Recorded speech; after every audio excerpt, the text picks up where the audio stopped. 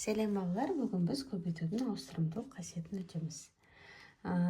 Бізде мысалға 15 көбейтілген 3 тең 45 болса, 3 көбейтілген 15 тең 45 шығады. Бұл бізде көбейтудің ауыстырымдылық қасиеті. Көбейтудің компоненттері ауысқанымен мәні өзгермейді.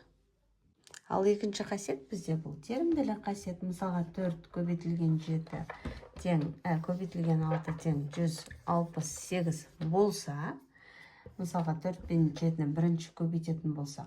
Ал егер бізде 4 көбейтілген 7 көбейтілген 6 тең, бізде 168-ге тең болады екен. Қараңдар, көбейтудің бірінші 4 пен 7-ні көбейтсек те 168 шығады, 7 мен 6-ны көбейтсек те 168 шығады екен. Көбейтудің үшінші қасиеті бізде үлестірімділік қасиеті. Мысалға 30 қосылған 6 көбейтілген 2. Бұл жерде көбейтудің компоненттерін аламыз, жеке-жеке көбейтіп шығамыз. Мысалға 2-ні бірінші 30-ға көбейтеміз, 2-ні 6-ға көбейтеміз. Тең 30 көбейтілген 2, міндетті түрде арасындағы таңбаны аламыз, мұнда қоямыз, 6 көбейтілген 2. Тең шығады мұнда 60, 12, бізде шығады 72. Тура сол секілді азайту.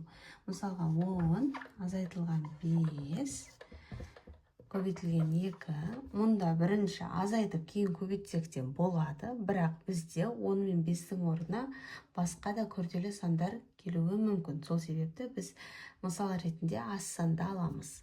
Тең 10 көбейтілген 2 азайтылған, мұндағы таңбаны аламыз, мұнда жазамыз азайтылған 5 көбейтілген 2.